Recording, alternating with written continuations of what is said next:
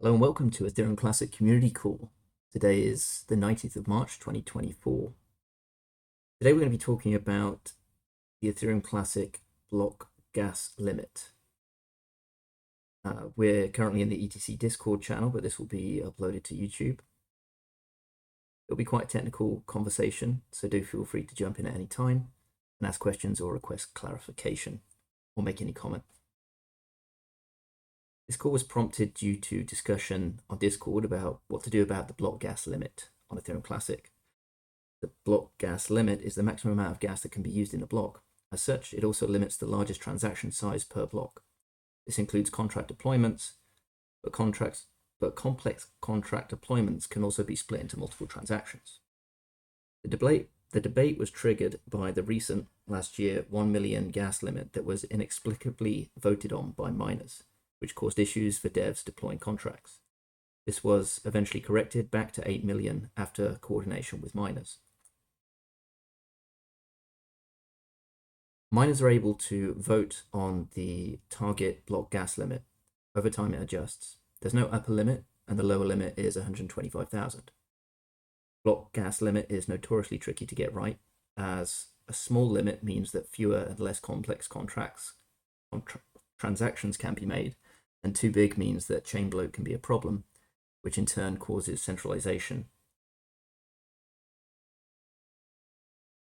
So the debate involves on Discord 4 participants who have put some views forward and hopefully will be joining the call and expressing their positions. This includes Donald McIntyre, who's joining us today, Ronin, who will hopefully join us, myself, and Cody Burns, who also mentioned he might be able to join. In their own words, they can explain their position, and if not, I'll try to do so on their behalf. So first, would you like to take the stand, Donald, to explain your proposal for, I believe, fixing the gas limit? Yes, thank you, Istor, and thank you for the introduction. As a precedent, the gas limit debate, it's important to note that in Bitcoin in between 2015 and 2017, there was a very serious debate, and they call it the war, the block size war. That was precisely about this. It was about the size of each block. Bitcoin historically started, I think, with no set size. Then they discovered a bug at some point in the history of Bitcoin, and Satoshi Nakamoto decided to give each block a specific size of 1 megabyte. And at the time, I think his explanation was to prevent spam. And let's see what happens in the future, and we're going to solve whatever happens in by 2015, 2017, Bitcoin was much more popular everywhere in the world. People were using it, and people started to say, okay, if we keep the small block of 1 megabyte, it only fits X amount of transactions. I think it was like 250,000 transactions per block. We're going to not going to be able to compete with Visa, for example, that they process billions of transactions per hour or per day. We're only going to process 250,000 per day. It was around 2,000 per block, something like that. But there was a group of so they were saying we need to increase the block size to 10 megabytes, 20 megabytes, 30 megabytes, and like that as time passes by. But there was a group of maximalists who said no, the increase in the block size basically makes the blockchain bigger, the database bigger, and in time, new people who will want to run nodes are going to find it impossible to download the software and then synchronize with the network, because it's going to be so big in terms of gigabytes of information or petabytes of information in the future, that to be impossible for new people to join from, especially from places with low bandwidth, small bandwidths in other parts of the world.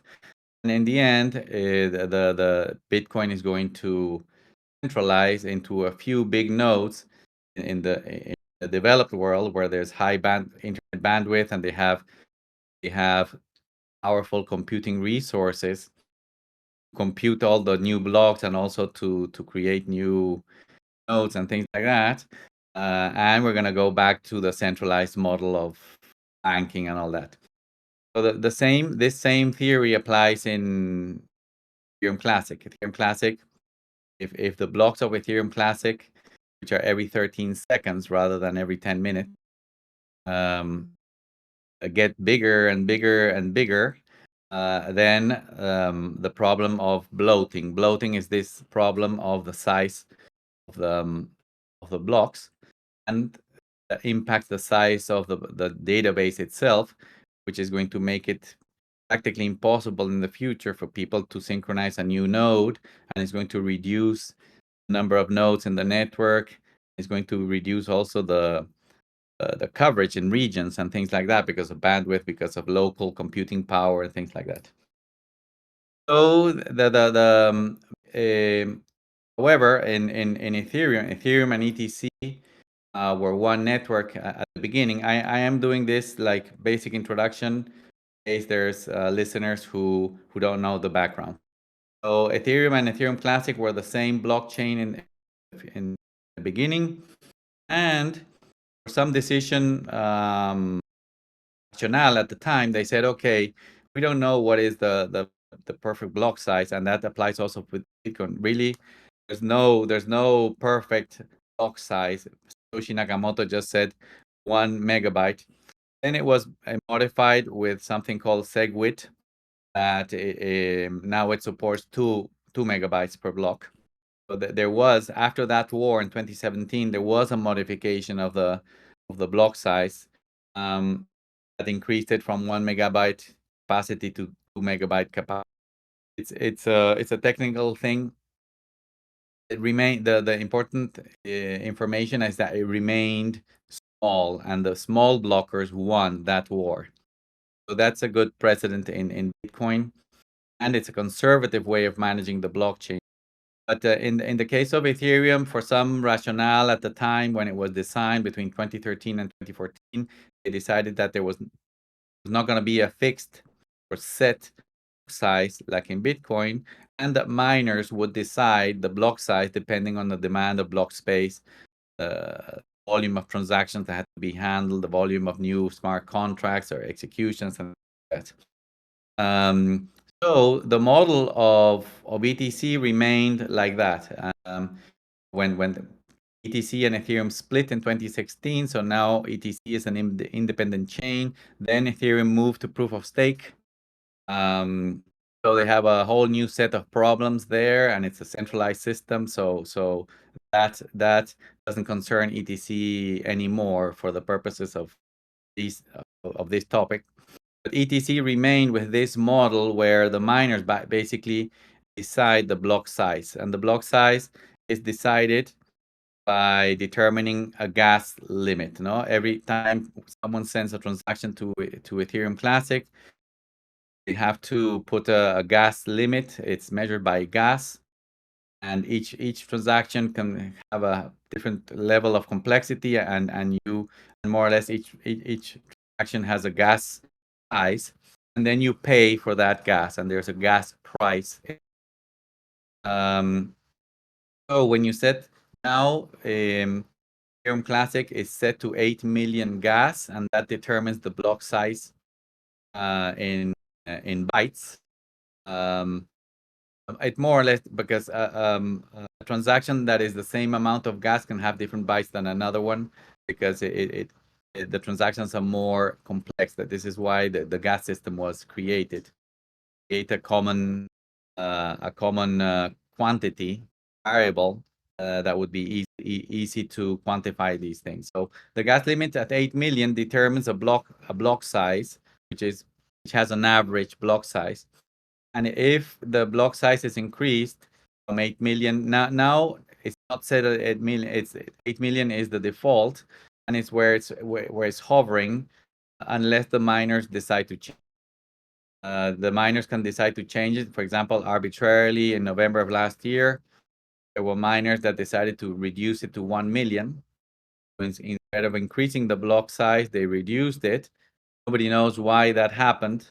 And some people were having problems sending transactions and smart contracts. So we did a lot of noise on social media, and they returned it back to 8 million, which is where Ethereum and ETC had been floating for a long time.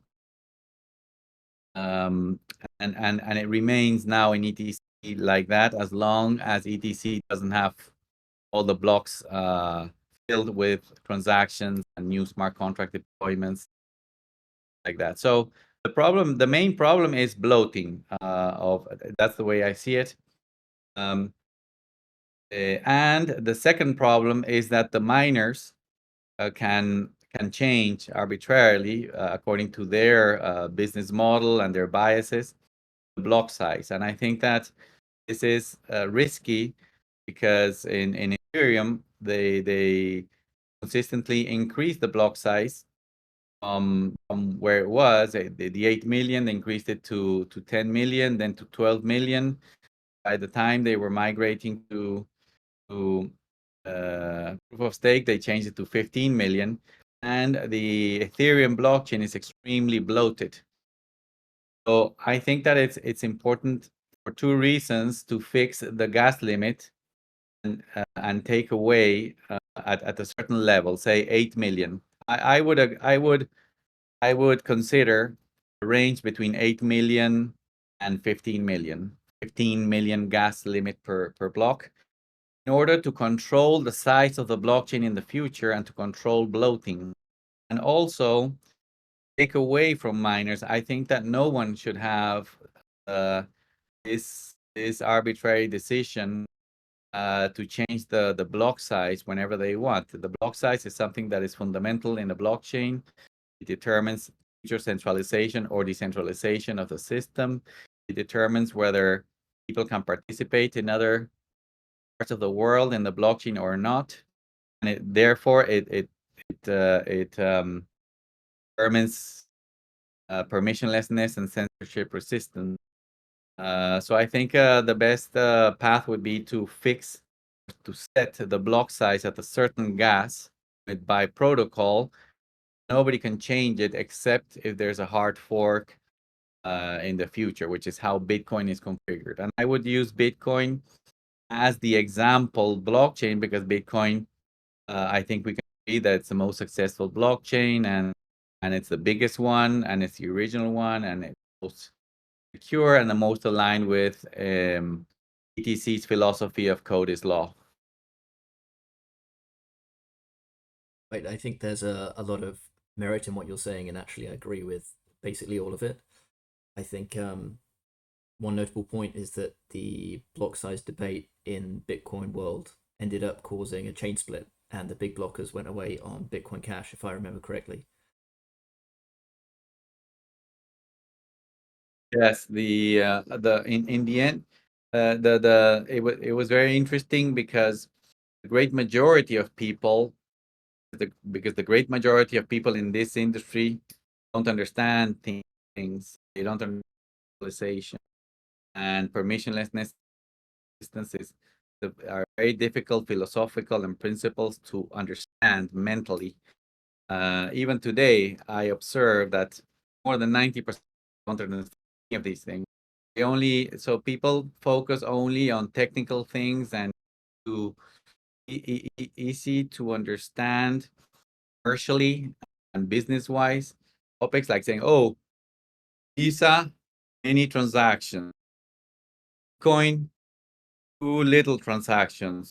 Oh, we have to be like Visa. Well, that kind of thinking exactly opposite of how you should think. And The great majority of people were, let's increase the Coinbase, Zappo at the time, all the business leaders at the time in 2017 of Bitcoin were, let's increase.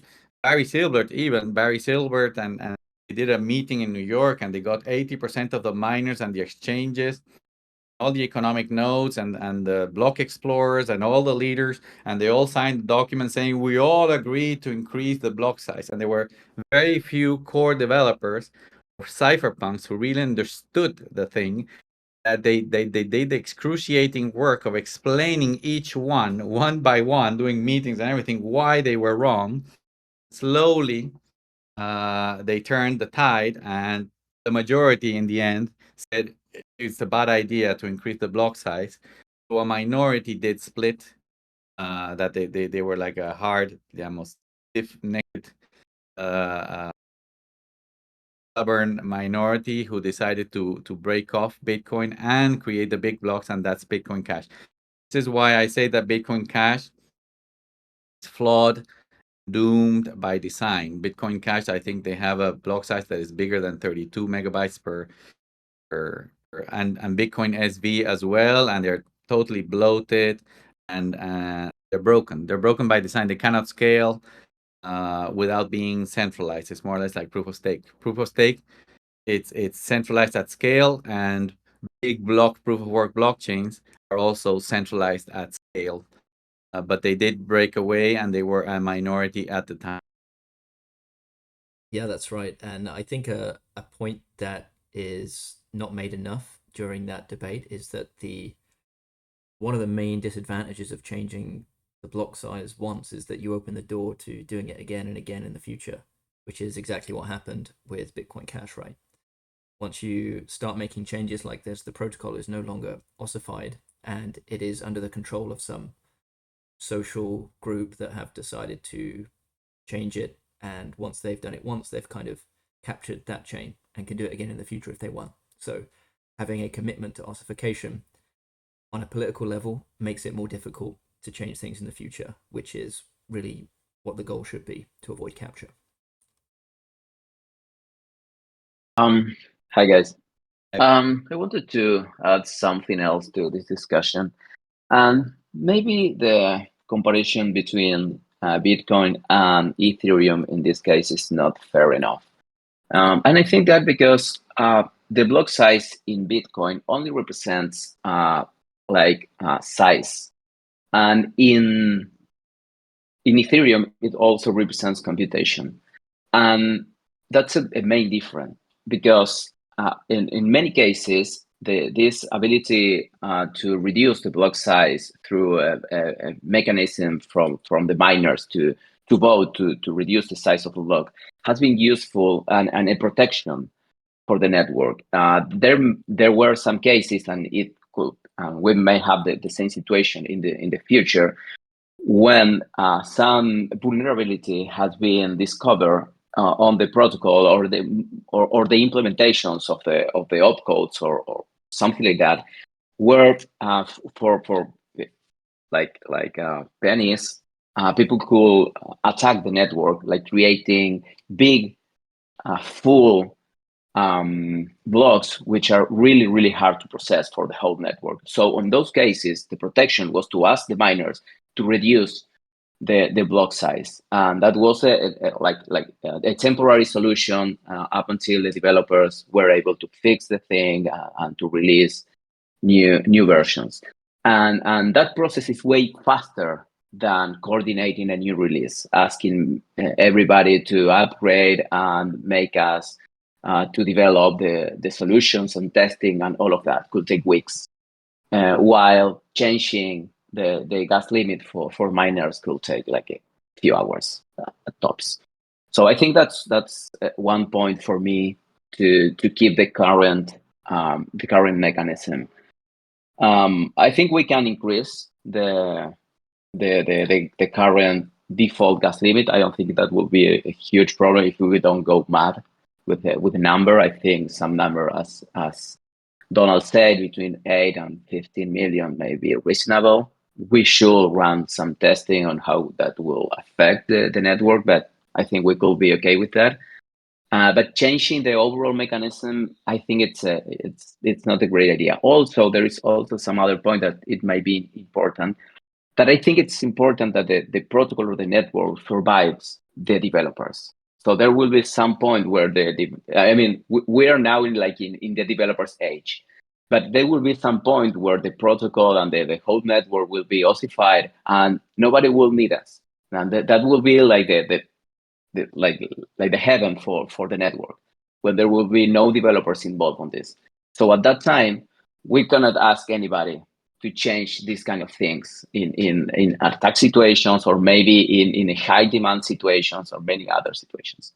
So I think that's also important, that which can be managed outside the protocol itself should be managed outside from the protocol itself. Those were my 2 points that we're thinking about all this. Yeah, these are points I also agree with. I generally think the gas voting mechanism is a pretty good solution, although maybe not perfect, because it avoids the hard fork problem to change the limit and reduces the chain split potential in future. We don't know future hardware advancements or transaction types or potential vulnerabilities that might need the limit to change, and having this voting mechanism provides this in a kind of elegant way to manage that limit, whilst maintaining protocol ossification if it needs to change in the future. Given that they could change it anyway at any point by hard forking, this just means they have a way to mediate that process without causing a chain split.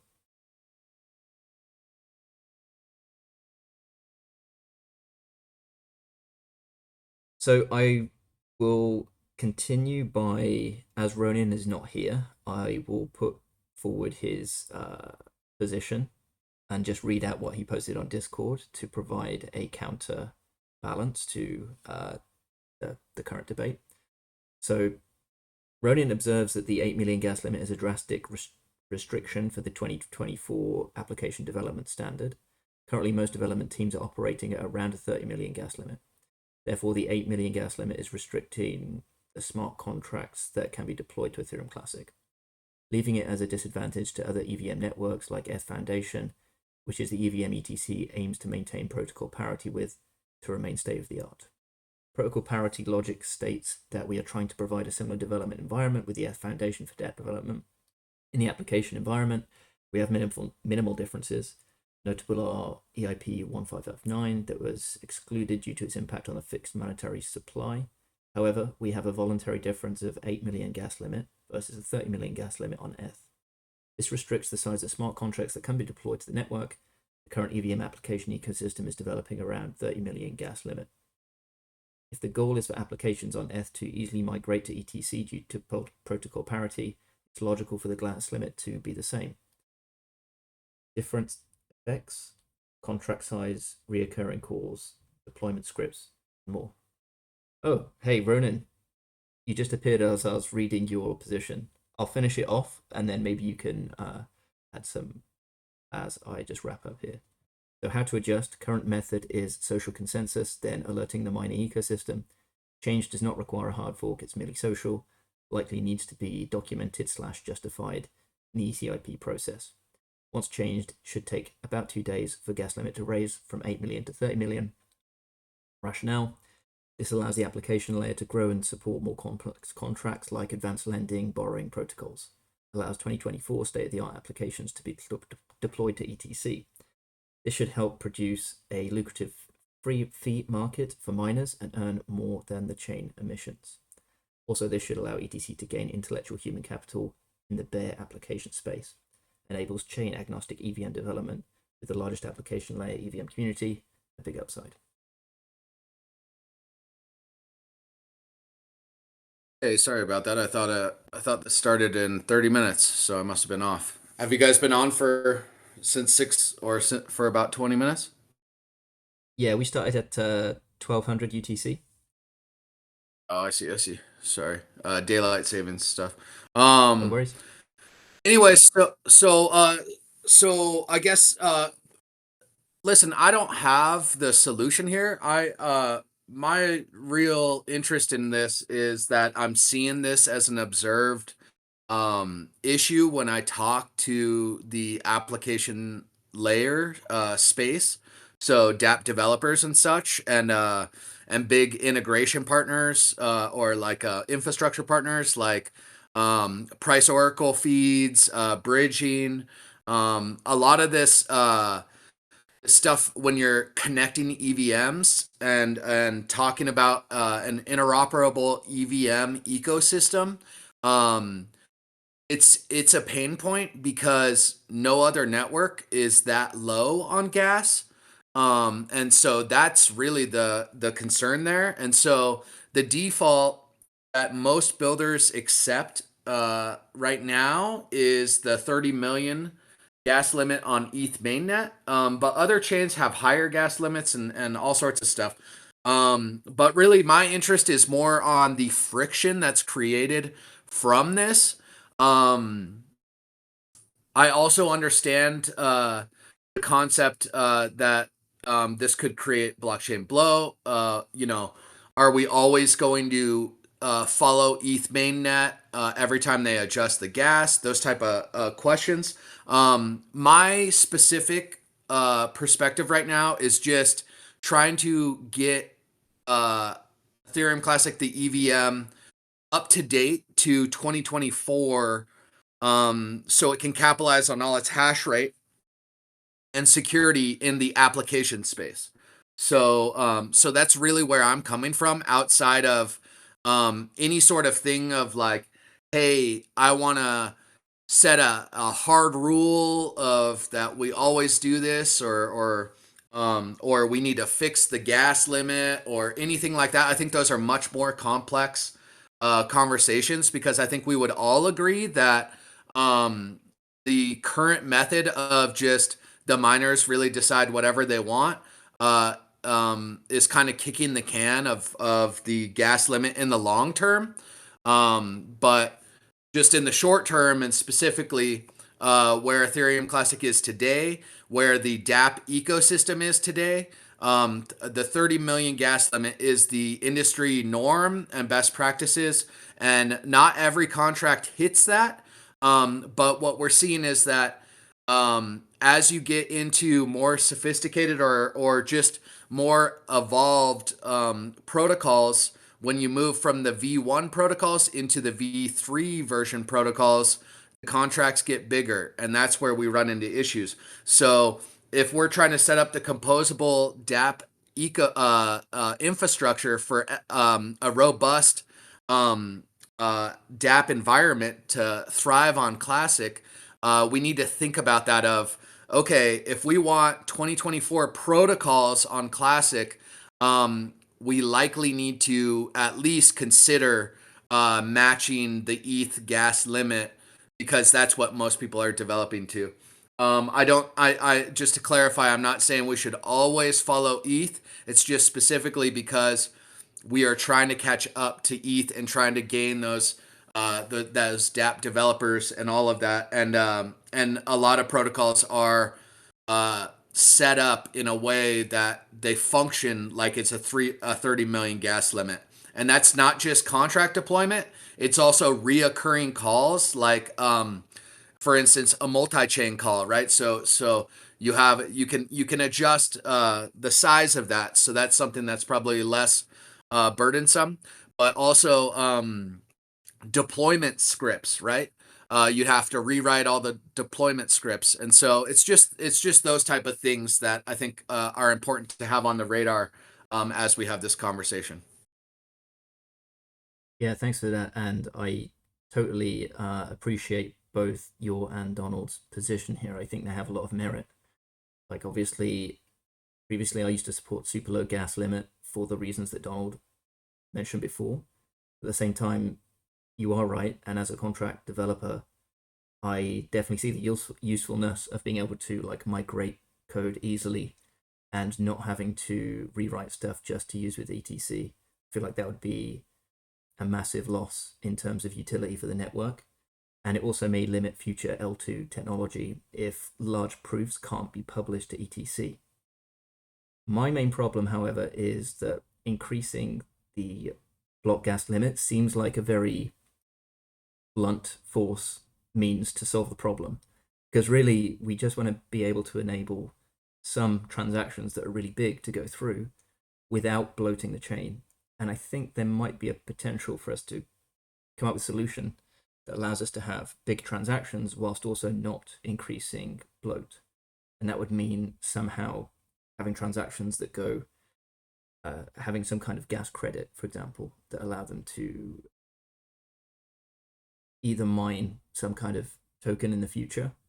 Mine like a native gas token, for example, that can be used in transactions, or some kind of dynamic mechanism that allows future gas to be used in a current block, so that bloat doesn't increase, but complex complex transactions and contracts can be used. And that is like a big, complicated change, I know, but I think it's the only solution that satisfies both developer adoption concerns and the bloat concerns that Donald raised.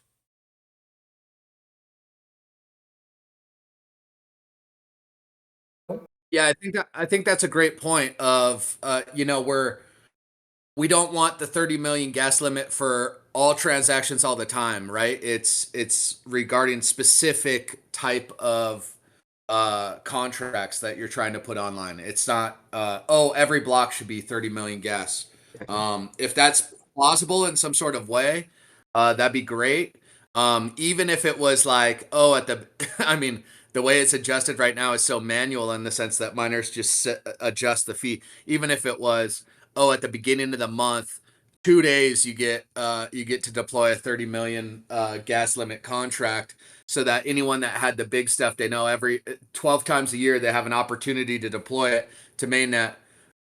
Something like that. I know that that's not feasible, but I'm just trying to highlight that I do agree with you that for most blocks you will not need a 30 million gas limit, right? It's unnecessary. It's really for very specific protocols to get online that will help improve or increase the functionality and utility of the EVM. So the need of the 30 million gas is for specific actions that are deployment of certain contracts. Yeah, so what we're seeing is very early contracts like a Uniswap V2. Let's just use that as an example. Very light contract, doesn't have complex logic or anything like that. So that one pretty easy to deploy on this network. We did Uniswap V3. That was generally fine in terms of deployment. In some of the operation, we had to adjust it because its logic was built around the 30 million gas limit. But at the end of the day, that ended up not being too big of a lift or anything. We had that resolved, once we identified it fairly quickly. But as you get into some more complex lending and borrowing protocols and the evolution in that type of space, we're starting to see people struggle to get into the 30 million gas limit because they have complex contracts. So a prime example that I identified was while at ETH Denver was a company called Curvance. They're launching right now, and they're struggling to get under the 30 million. So that's just an example of how the application layer is evolving to start hitting the limits of a 30 million gas limit contract. And anyways, it's just, I think the difference here is are we trying to have friction where the application layer space, everyone, including if we want to do price oracle integration, bridging integration, every single element, if we want them all to look at Classic and go, okay, we have to do custom engineering time to add anything into that network. So we're going to put it on the back burner because it's going to cost us way more than any other EVM to deploy. And then when we get around to it, we'll add support for ETC. So that's kind of the dilemma that happens when we have this low gas limit. And that's the problem. That's the friction. So do we want the friction there? Or do we want to resolve that? And if we resolve it, is it a dynamic way of what Astoria is talking about? Or is it simply asking the miners to raise the limit? Is there social consensus for that? Those are kind of all the things. But right now, in integration talks, when I mention, hey, the gas limit's only 8 million, every single team goes, ooh, because I'm gonna have to adjust our deployment script. Now I have to look at every single contract and see what is hitting over that 8 million limit. It's not like it's 20 million, right? It's 8 million, so that's substantially lower than 30 million. So you run into it all over the place, and then you wonder, oh, why isn't ETC integrated in all of this DApp ecosystem? And that's the friction right there. Engineering time is expensive, so that's really the case for it. Of thinking about the logic of we're maintaining protocol parity with ETH mainnet, so that the DApp ecosystem can easily thrive between the two. Yet we're restricting voluntarily deployment, and we're making it all custom compared to making it similar. We always cite, oh, all the code, you don't have to adjust it at all. That is 100% not true based on the gas limit. I actually see a big opportunity of enabling developers to deploy contracts that they can't on Ethereum mainnet to Ethereum Classic because of this potential, even though it might be super expensive to call that transaction to deploy. But if there's no upper or a much higher individual TX limit, but overall no increase in bloat, then it seems like it's a win-win.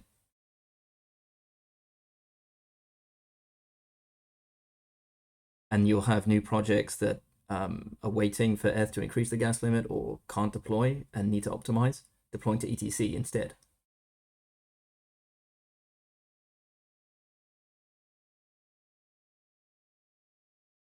Sorry, are you speaking in the dynamic sense of where smart contracts have a different limit versus transactions? I would say like any transaction, if people are willing to pay a massive amount of gas at some higher price than they normally would, then as long as it's not increasing bloat overall, it seems like a win to enable that, even if it's larger than the block gas limit.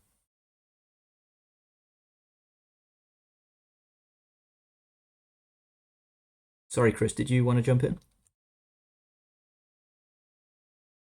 Yeah, I'm not against changing the gas limit here, but for doing that, I would like to do some research, and it seems that you might know upfront on my questions. Like Ronin, if I'm correct, you mentioned a contract that you found at Denver, which was called Curve something. I wasn't able to hear it correctly.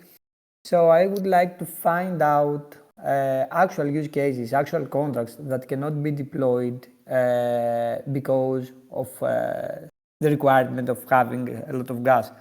The reason for that is that I was in belief that by changing that limit, it had on Ethereum specifically to 30 million. It was for two reasons. One, for handling more transactions, and two, for handling transactions with a bigger size with regards layer 2 transactions and block transactions and all of that. So not for just an individual deployed transaction. So I don't think this is a limitation, but I would like to find if it is and work on that. Next to that, on the having a fixed gas limit on the protocol, I think I don't like this idea. One thing that could be discussed is to have a minimum and maximum cap defined so as miners cannot go crazy and set it 1 million. Yeah, that makes sense. But make this fixed in the protocol creates new problems. with regards some things. And last of it, having 30 million or 20 changes some dynamics as well, like centralization.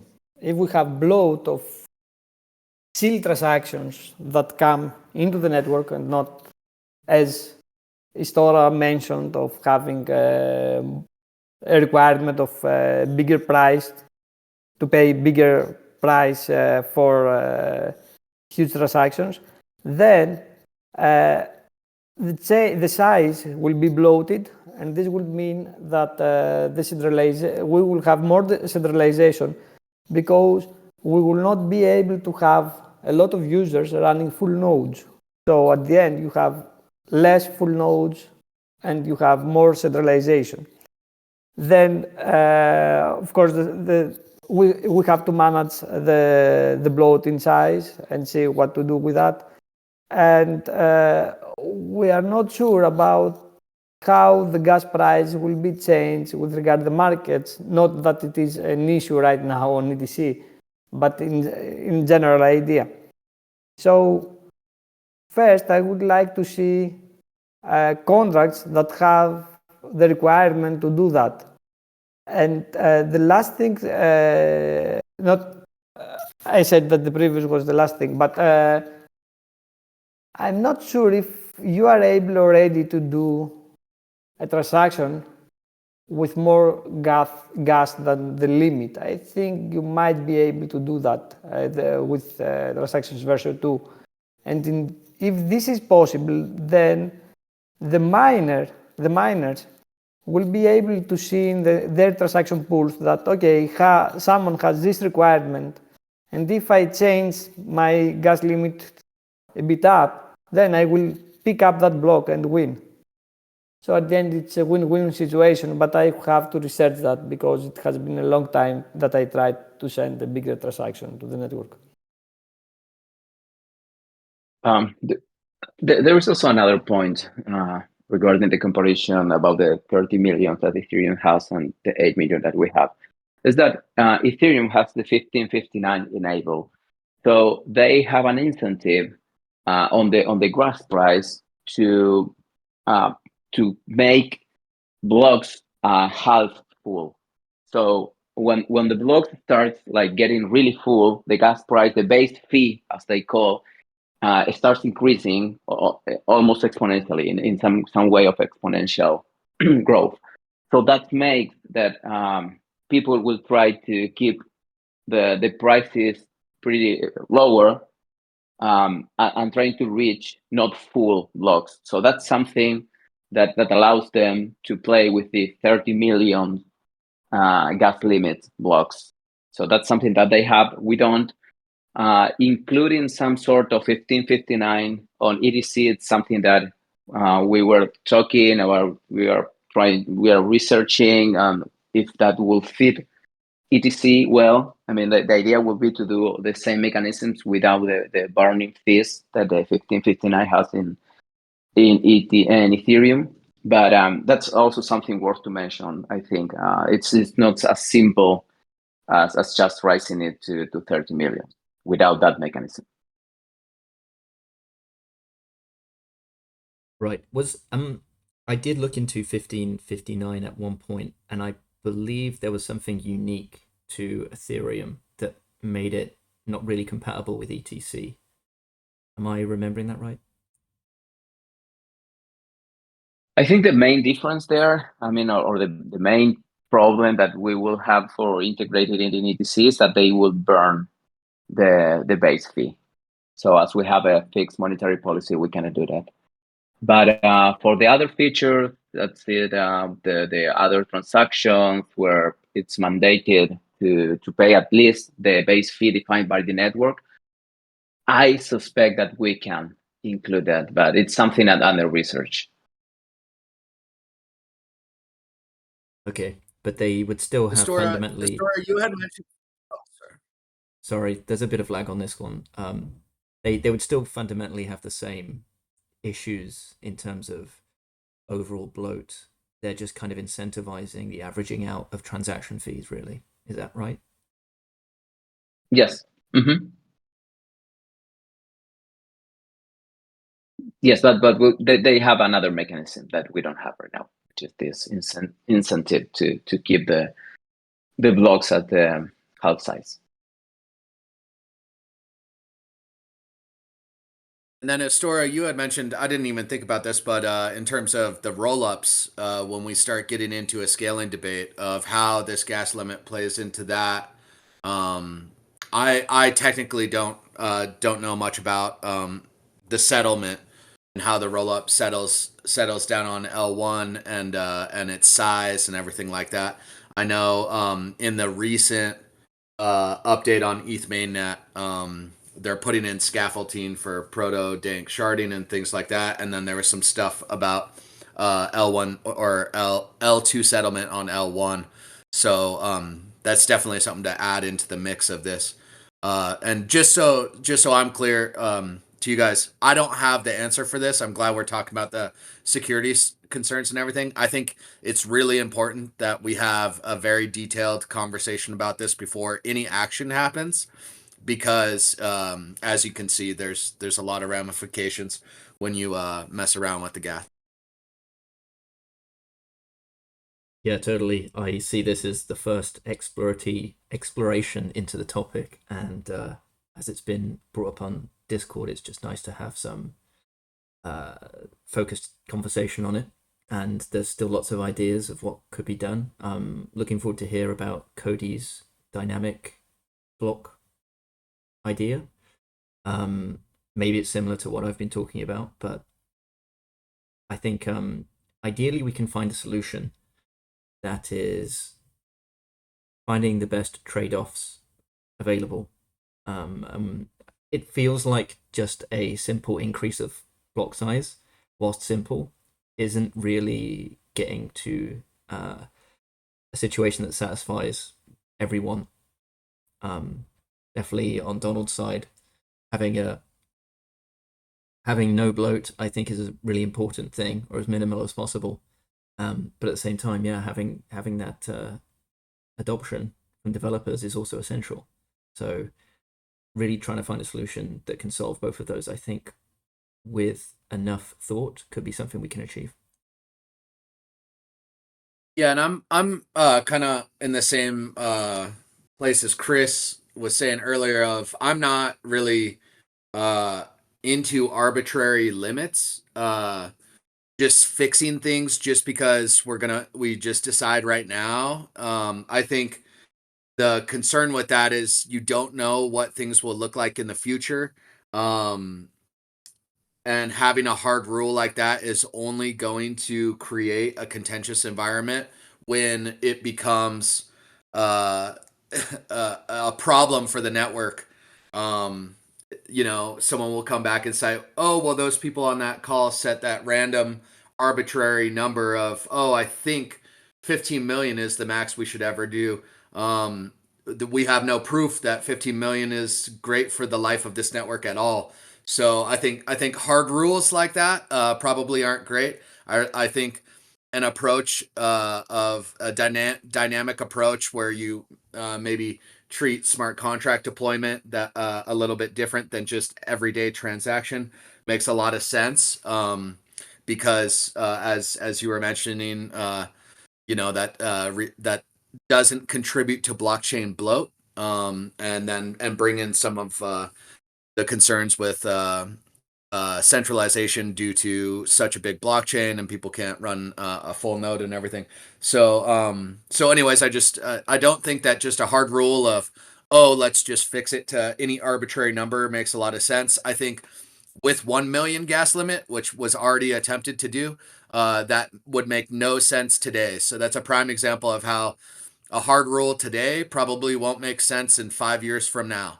And then this network has a long life ahead of it, and so any of these hard rules likely will be obsolete in 5 years, a decade from now, definitely in 20 years.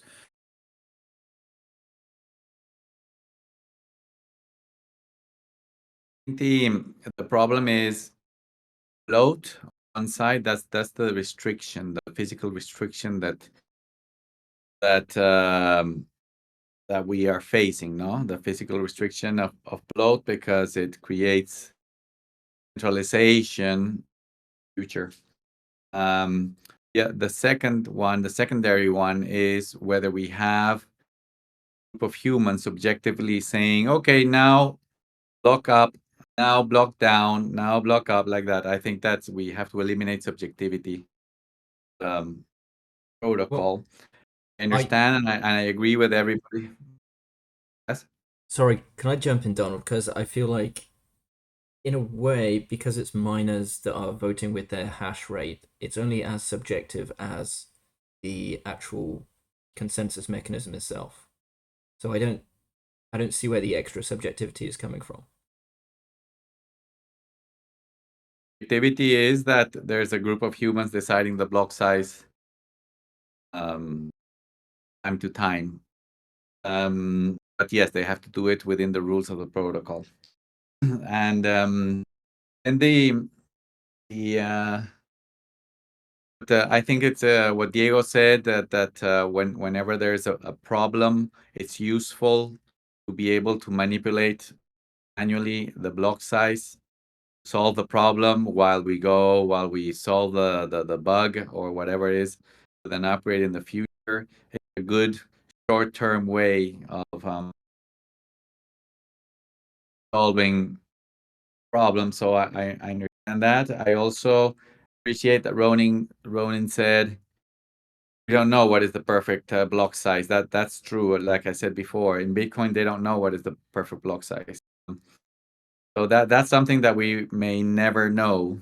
We don't know what bandwidths and computing capacity are going to be in different parts of the world, and what are the optimals to make the network as decentralized as possible. So we have these uncertainties.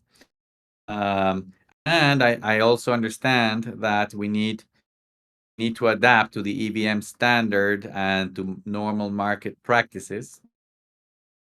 Because if everybody is deploying our contracts that demand higher gas limits, get left out of the market, and that is also not a good situation to be in. So this is the general problem. I understand that maybe fixing the gas block to a number like 8 million or 12 million or 15 million or 20 or 30 may bring new problems. So maybe put I think somebody mentioned a minimum.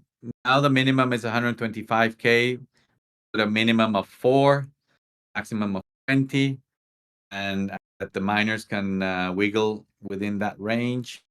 I'm open to studying those things. I don't have a closed opinion or anything like that. The situation yet.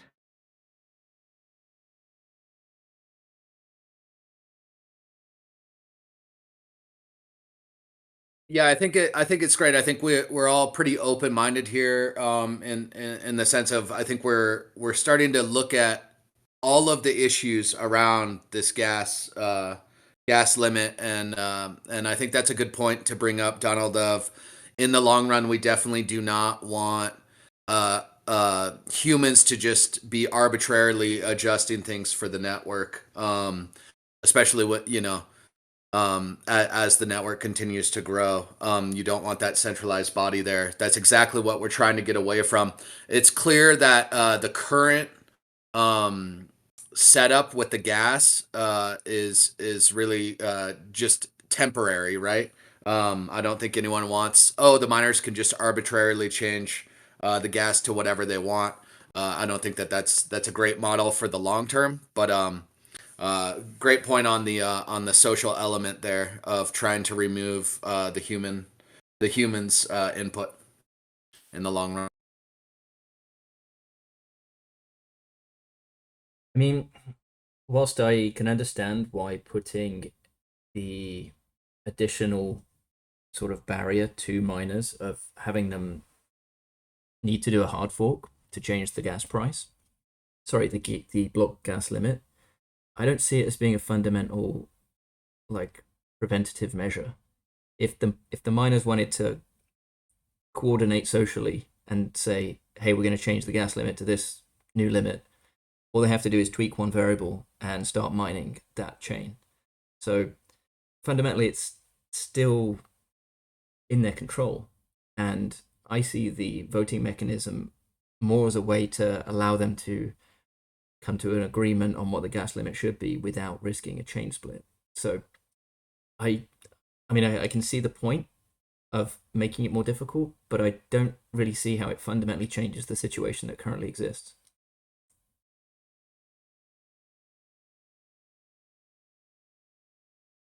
I would say I don't want to turn this into a debate, because again, we are in a good point right now studying this. I think what Chris said, that we need to do the research and be very smart about what we decide in the future about the gas limit.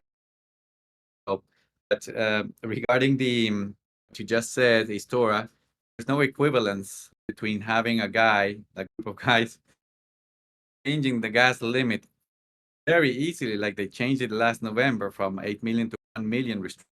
People couldn't deploy contract. They were fighting here. That's extremely easy to do, even by one mining pool that has 30% of the mining pool share. Very easy for them just to guide the block size up or down, versus doing a hard fork and coordinating. It's not exactly the same. This is why proof of work blockchains are so, and not only that, people can split anyway from arbitrary hard forks that special interest groups want to say. So there's no equivalence. Saying miners have the power anyway. So this means that in Bitcoin you can change the monetary policy whenever you want. That's also true. But it's extremely difficult. So there's no equivalence between one or the other method. I can see your point. Sorry, go ahead, Chris. Yeah, the time that it happened to that a miner was able to manipulate the gas limit 1 million, he had more than 30% of the hash rate, I think. But yeah, it's true, it can happen.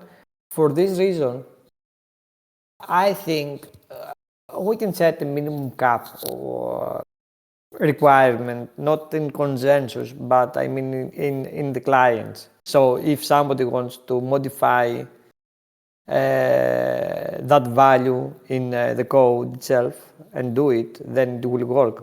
It's not a consensus rule. But yeah, in clients, we can have some even warnings or not allow having this cap below 4 million, 6 million, I don't know. But we can set that, I mean. Probably the reason that they have done that was because they didn't know what will come. Yeah, my theory is that there was probably some misconfigured default, like some tutorial or some software update that was pushed by one of these pool softwares that just automatically set 1 million, and no one really thought about it. No one intentionally did it. They just used the defaults of this update. Indeed. Yeah, and to clarify, in Core Geth, the default is 30 million, correct? Or is the default set to 8 million for ETC? On the next release, it will be 8 million. The PR has already merged, but at this moment, it's 30 million. Yes, and this came during merging the upstream changes a while back.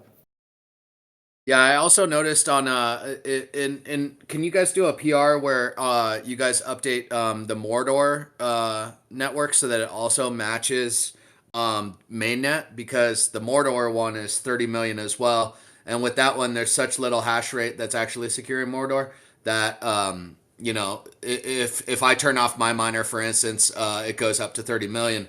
So it creates an environment where we have a test net that has the ETH mainnet gas limit, and then we have a mainnet that has our own gas limit. So that'd be good to just have consistency between those two networks and have the actual limit enforced as the default.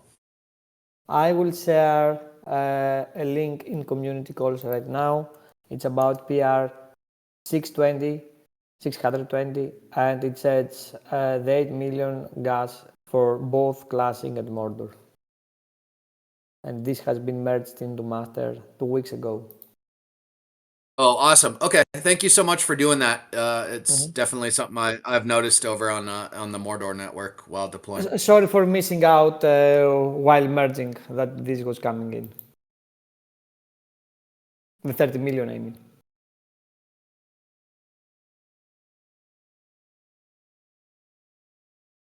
Seems like it wasn't an issue as we're at 8 mil, and it seems like mostly it's the mining pool config that controls that. So I guess it was something on their end that they just didn't think about. So I'm not sure. Yeah. Anyway, it's a debate that's kind of tangential towards the main topic about what we can do. So for the next stages of this discussion, I guess I can try and put together a list of all the potential outcomes, all the suggestions that have been made in this call, and try and figure out the benefits and drawbacks of each one, and maybe compile the arguments that have been set forth, and then we can think about what makes the most sense going forward. That's great. Please, guys, if anyone knows a contract that needs more gas during deployment, please let us know. Chris, I did. Oh, sorry. Go ahead. Just to clarify regarding that, current 8 million limit is really, it's not set by us or the protocol or anything like that. It's just the miners are following the defaults. It could be increased to 30 million a couple of days very easily by them. So that's a free market thing that is happening right now. It's not ETC that is restricted or anything like that. It's the miners that just have it there. If there's developers wanting to deploy something that they need a 30 million gas limit, maybe they could ping on social media, F2 pool and the other mining pools to increase it. Right, and I should clarify that while I have ran into contracts that are hitting that 30 million limit, it's usually stuff that's being developed now, in 2024, 2023. So a lot of the older contracts are not hitting those limits. Some of their operations need to get adjusted, but that's immaterial stuff. This conversation was really formed by me just thinking about how people developing today and how they're developing around that 30 million. So it's not like it's a complete blocker for us to get some of the infrastructure online. It is a little bit more expensive because it's different engineering time for integration. The last thing is... Go on, Yes. Donald. No, it's another last topic that I want to say, but if you have a comment about this. Yeah, with regard to this, I would think that for this new type of contracts that are being worked now, will have to do with blob transactions and layer 2. So currently, we don't have, on our ecosystem, we don't have a layer 2 that will use such features.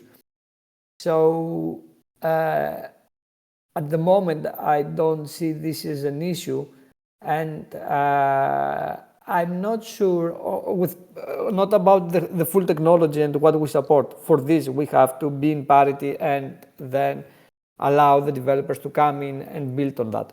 But about the gas limit, I don't think that we have to already fulfill the 30 million, so as they feel that okay, yeah, ETC is a good network to go. But first they have to display that, yeah, we start building on it. So let's start the discussion on increasing that limit because we want to make use of it. But this is just my 2 cents, and I'm open to discussions on that.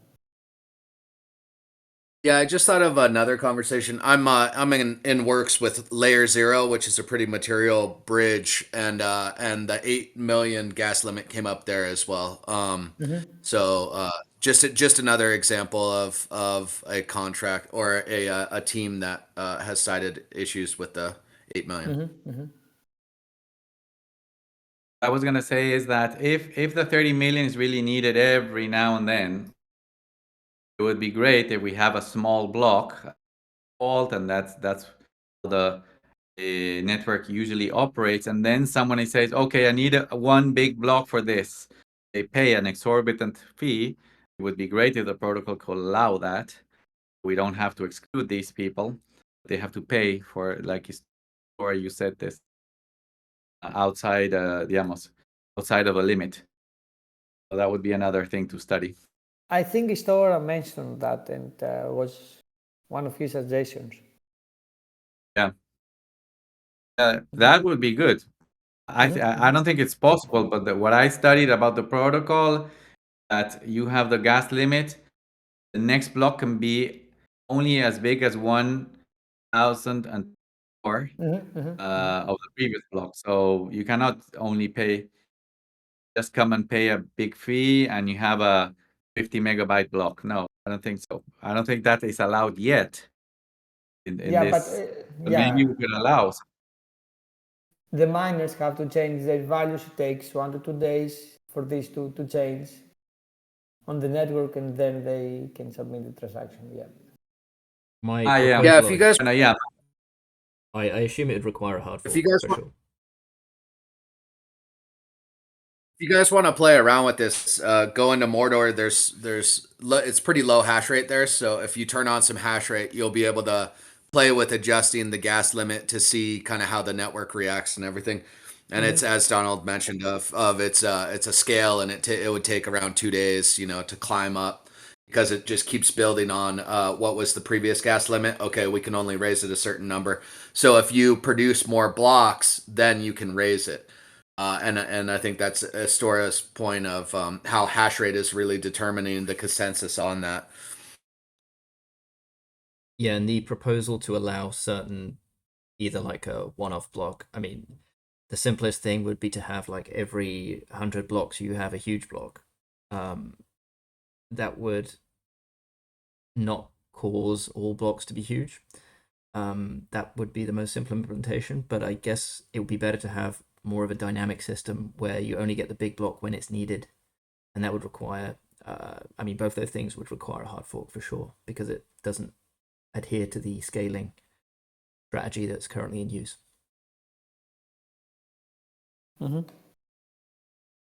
Excellent. Thank you, Istora, for organizing this. It's amazing that we have this debate. Yeah, thanks for the great convo, guys. It's nice to see us start thinking about where we're going with Classic on the protocol level. Hopefully ossified, but there's just minor tweaks that are still need to be worked out. Yep, we're getting closer, and unless there's any final comments that want to be made, we can wrap this up. I'll leave the floor open. Yeah, thank you, guys. Thank you guys for being here and for starting that. Yeah, it's a great way forward for the protocol. Awesome. So I hope we can have another conversation in the not too distant future. I'll try and put together some notes on this meeting and condense some potential paths forward. So I'd like to once again say thank you everyone for joining, and stay classy. See you soon. Bye-bye. See you soon. Bye-bye. Thank you, guys.